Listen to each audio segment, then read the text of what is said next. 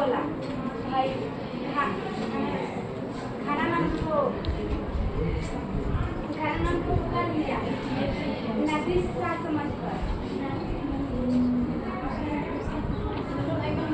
अपने भाषा में बोलना इसके भाषा में खाना नाम से पाइलो ने नफीसा ने 3 बार खाना नाम से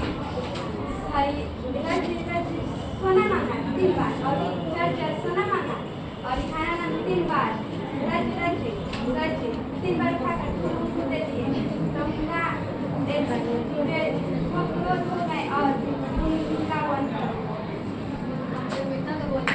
हिंदी साहित्य के बारे में टाइम के बाद 4 हो गया। उन 4 का भी मैंने डिफाइन किया हुआ है। क्या हुआ था ना, उन 4 में भी कौन कौन सा है पहले आदिकाल, भक्तिकाल, रीतिकाल, चौथे पे आदिकाल। तो आपके बुक में क्या लिखा है? रीति युगीन काव्य में, यानी कि रीतिकाल के आपके कौन है कवि? घनानंद। और रीतिकाल को भी 3 भागों में बांटा गया है। रीतिबद्ध और रीतिशील, इन तीनों में बांटा गया। सबमें जैसे कि रीतिशील में रीतिकाल में देखो कवि जो होते थे वो अपना लेखना क्या बोलते साहित्यिक रचना करते तो थे, लेकिन अपने सीमा में रखकर। क्योंकि जो रीतिकाल जो है ना, जो रीतिकाल का जो युग है, हम एक लफ्ज में कहेंगे वो पूरा का पूरा महिला से रिलेटेड है।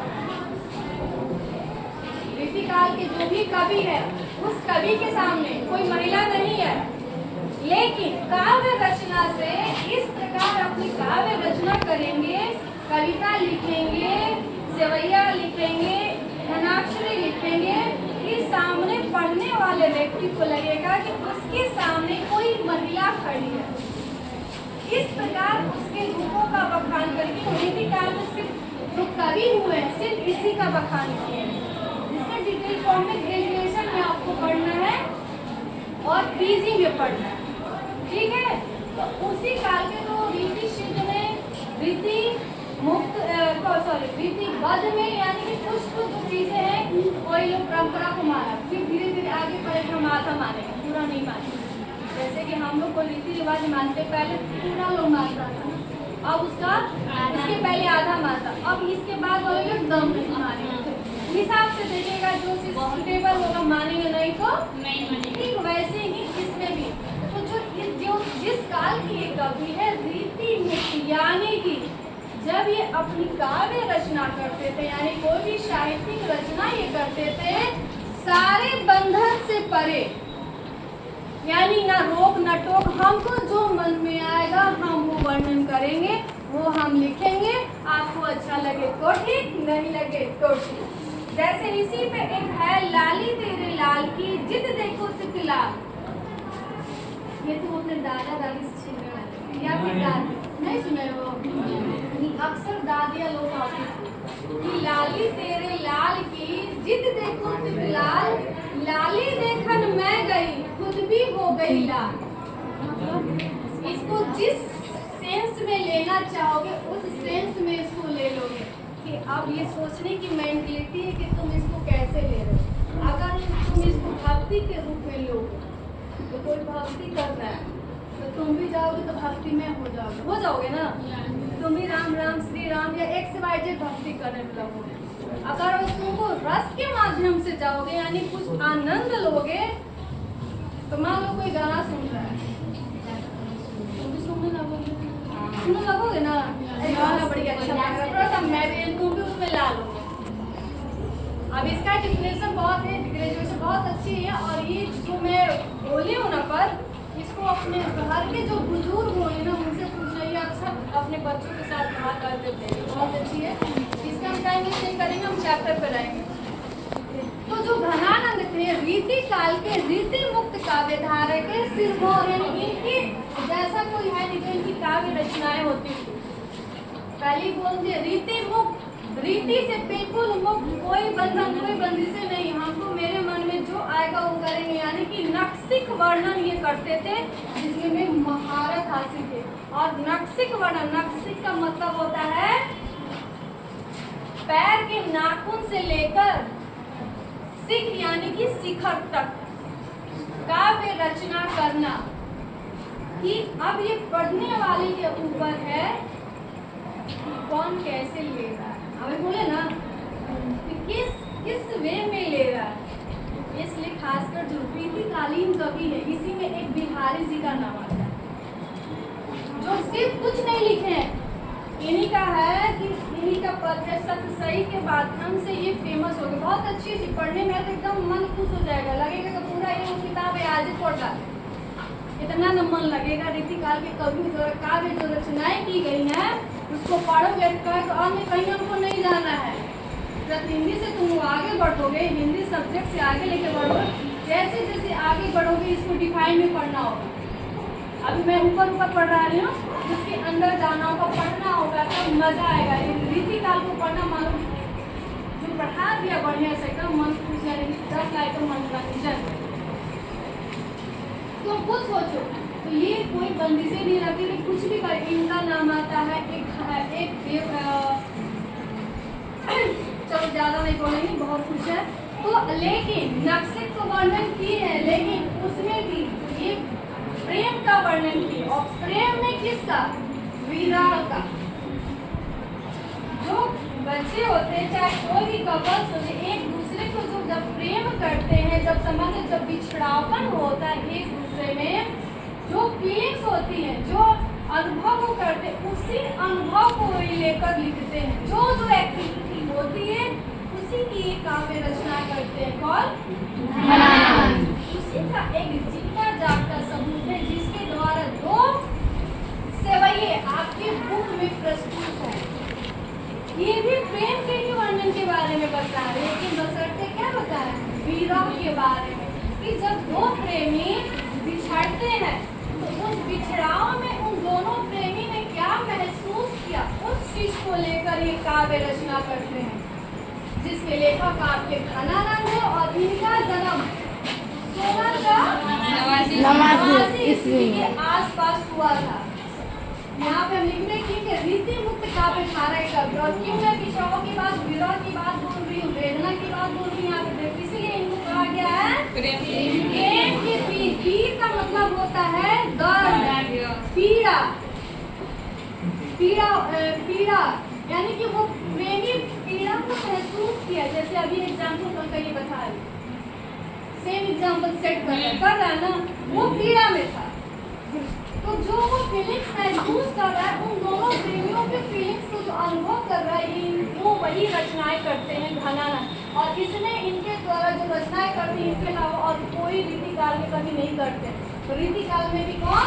रीति मुक्त, या मुक्त से नहीं समझ में आ रहेगा, हर रीति से मुक्त, हर बंधन से मुक्त। ऐसे थे हमारे घनानंद। तो हम जैसे ही मैंने बोला कि यहाँ पे एक चीज लिखा है, जब इनका शासन था मोहम्मद शाह रंगीले, मुगल बादशाह, ठीक है, मुगल बादशाह बहुत लंबा चला था जनरेशन। उसी में एक मोहम्मद शाह रंगीले थे, जिनके दरबार में ये मीर मुंशी के पद में आसीन थे। आपकी बुक में लिखा गया है ना, मीर मुंशी थे और उसके आसीन थे। और ये साहित्यिक रचनाएं करते थे। आपको पता होगा जब अकबर था, उसके दरबार में 9 रत्न है ना। किसी एक रत्न का नाम बता सकते हैं? हाँ, एक और बताओ, 9 रत्न थे, एक और बताओ।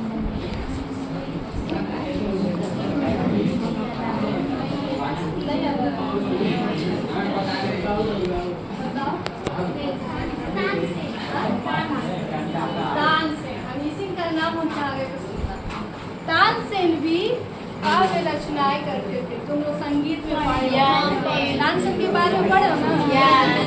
वैसे ही आपकी घनानंद, ठीक है, मीर मुंशी का देखो ए हो गया, मनोरंजन करना तो हो गया, मन डाइवर्ट हो गया, समझ में आना चाहिए बस।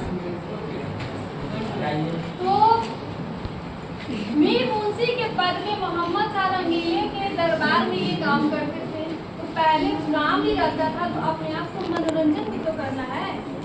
हर टाइम तो राजकाज तो हम नहीं चलाएंगे, इसीलिए कोई ऐसे ऐसे लोगों को नियुक्त किया जाता है ताकि कुछ कुछ ऐसी बातें करें ताकि सारा दरबार खुशनुमा हो जाए, सारा टेंशन फ्री हो जाए।